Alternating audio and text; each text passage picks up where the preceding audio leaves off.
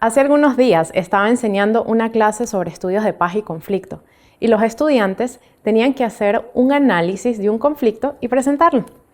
Se dividieron por grupos y uno de los grupos decidió hablar sobre un problema que tenía con su papá por la herencia de su mamá. No es un tema para nada común y estuvo interesante, pero para mí lo mejor vino cuando una de las estudiantes les preguntó por qué habían escogido ese conflicto. Y la respuesta de ellos fue: creemos que la repartición de una herencia es una situación que nos afecta a todos, ya sea porque la hemos vivido o porque la vamos a vivir.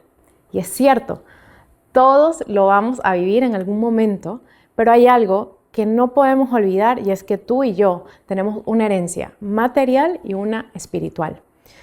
Todos los que somos hijos de Dios somos herederos de todo lo que Él tiene para nosotros. Su herencia no se limita a lo que vemos, sino que es abundante y extraordinaria. Y no tenemos que esperar que alguien muera porque Cristo ya murió por nosotros, ni que algo pase para utilizarla, porque está disponible ya a nuestra disposición. ¿Lo sabías? Pablo le escribió a los Efesios y también podemos decir que a ti y a mí lo siguiente: el mismo Cristo, en quien también nosotros participamos de la herencia a la que hemos sido destinados de antemano, según el designio de Dios, que todo lo hace de acuerdo con los planes de su libre decisión.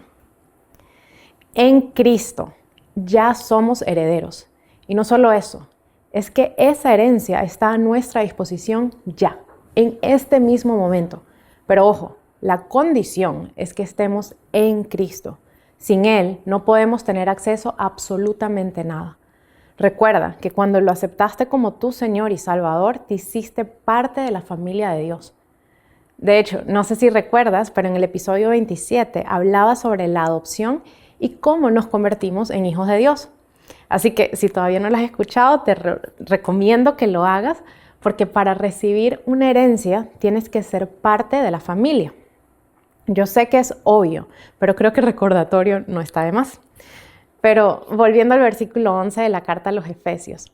Como en casi todos los pasajes de la Biblia, tenemos un montón de cosas para aprender, pero como el tema de hoy es que somos herederos, me quiero enfocar en 3 cosas. 1, la herencia. 2, los herederos. Y 3, en cómo recibirla. Así que comencemos con lo primero, la herencia. Como abogada es muy difícil no pensar en una herencia como algo legal. Y es que básicamente una herencia es un derecho que le corresponde a los hijos simplemente por ser hijos. En algunos países está regulado por una ley que dice a quienes les corresponde y en cuál porcentaje. Y en algunos lugares depende de la existencia de un testamento, que no es más que un documento en el cual el dueño hace una lista de todo lo que tiene y decide cómo se va a repartir cuando muera. Y independientemente de cuál sea el caso, hay algo común en todos los países y es que alguien tiene que morir. Como te mencionaba anteriormente, ya Jesús murió por ti en la cruz y ya Dios había escrito su testamento. Y quizás te preguntas, ¿cómo sabemos que ya estaba escrito? ¿En dónde lo dice? Y está en el versículo 11 del primer capítulo de la carta a los Efesios, el mismo que te leí antes y que dice: el mismo Cristo, en quien también nosotros participamos de la herencia a la que hemos sido destinados de antemano, según el designio del Dios que todo lo hace de acuerdo con los planes de su libre decisión. O sea, Dios, que sabe todo lo que tiene para repartir, decidió antes de que tú y yo lo supiéramos que nos daría una parte de su herencia. Es interesante que cuando estuve estudiando para preparar este episodio, me encontré que en la época de Pablo, muchas veces la herencia era algo así como un sorteo y dependía de la suerte. Pero una cosa que me gusta mucho es que con Dios la suerte siempre está a nuestro favor. Y es parte de lo que Pablo le estaba enseñando a los Efesios y algo que también me gustaría que tú aprendas hoy. Dios determinó antes de que nosotros pudiéramos decidir que en Jesús nos convertiríamos en herederos. Y ojo, eso no afecta a nuestro libre albedrío. O en otras palabras, la decisión de Dios no limita nuestra libertad para decidir si aceptamos esa herencia o no. Dios es el dueño y señor de todo lo que existe y Él decide cómo entregar lo que tiene y a quién. Y es justamente Él quien pone la condición para que siempre ganemos. Y es que aceptar a Jesús, que Jesús es su Hijo, nuestro Salvador, quien murió por nuestros pecados y por medio de quien nos podemos convertir en herederos. Y si aceptamos esa condición, la suerte siempre está a nuestro favor. Por eso, la herencia está disponible para nosotros, aquí y ahora. Entonces, con esto ya sabemos dos cosas súper importantes. La primera es que Dios ya hizo el testamento y la segunda es que gracias a la muerte de Jesús, los herederos pueden comenzar a disfrutarla. Lo que me lleva al tercer punto sobre la herencia. ¿Qué es lo que Dios nos hereda? Y esa respuesta nos la da el mismo Pablo en el capítulo 3, en los versículos 16 y 17. Lo primero es la riqueza de su gloria y lo segundo es la fe para creerlo. La riqueza de la gloria de Dios es imposible de medir. Imagínate que cuando Moisés le dijo que no haría nada si Dios no iba con él, Dios le dijo que su gloria los acompañaría. Y los israelitas vieron la columna de fuego que los alumbraba de noche, la nube que los protegía de día, el mar abierto en dos, el alimento que venía del cielo y era suficiente para las necesidades de cada día, aguas amargas transformadas en agua potable y miles de milagros más. Y todo eso es parte de la gloria de Dios. Por eso creo que es imposible de medirla e inclusive conocer todo lo que eso significa para nuestras vidas y específicamente para nuestra herencia. Sin embargo, la gloria de Dios significa tener acceso a todo lo que necesitamos para hacer lo que Dios quiere que hagamos, para ir al lugar al que nos está llamando y comenzar esa aventura que Él tiene preparada para nosotros. Pero sobre todo, para demostrar que Él es nuestro Padre, que Él está con nosotros. Todo lo que podemos usar o tener en nuestras vidas es para darle gloria a Él, para exaltar su nombre, a donde sea que vayamos y en lo que sea que hagamos. La riqueza de la gloria de Dios no es para que nos volvamos orgullosos, sino todo lo contrario.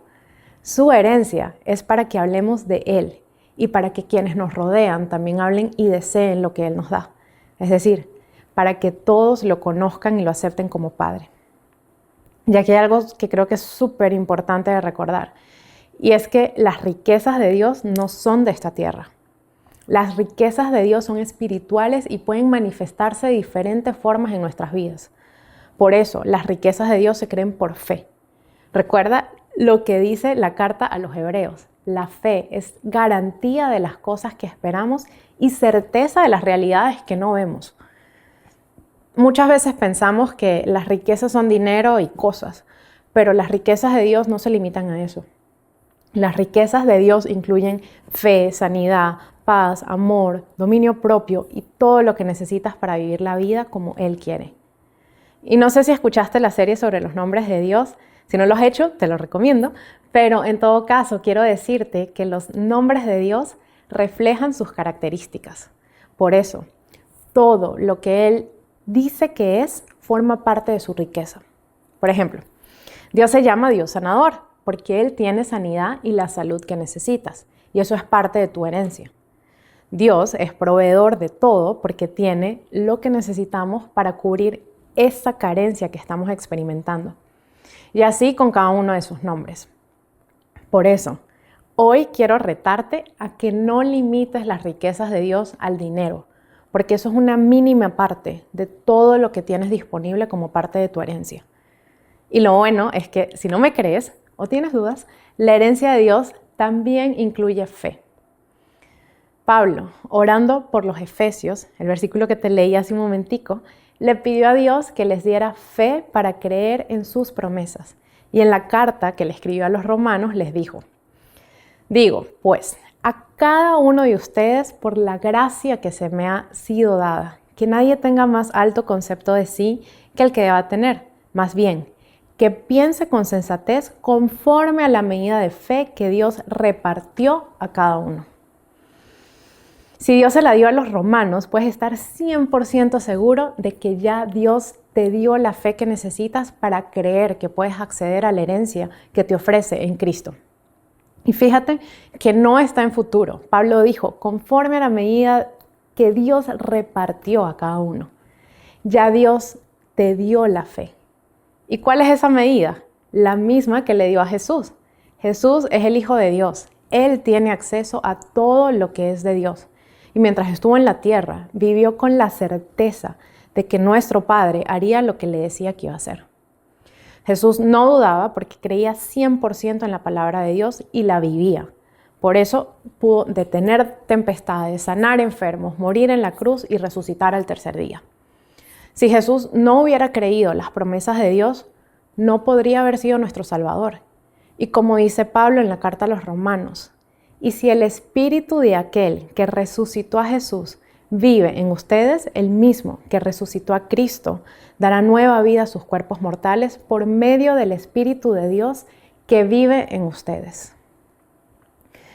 Si tú eres hijo de Dios, tienes el mismo Espíritu que Jesús. Eres templo del Espíritu Santo y por eso puedes tener la certeza de que todo lo que Dios tiene, toda su gloria está disponible porque es tu herencia como hijo de Dios. Si no sabes lo que significa ser templo del Espíritu Santo, te recomiendo que escuches el episodio 9 porque ahí lo explico con más detalle y estoy segura que te va a ayudar a entender mucho mejor por qué tienes acceso a la herencia de Dios.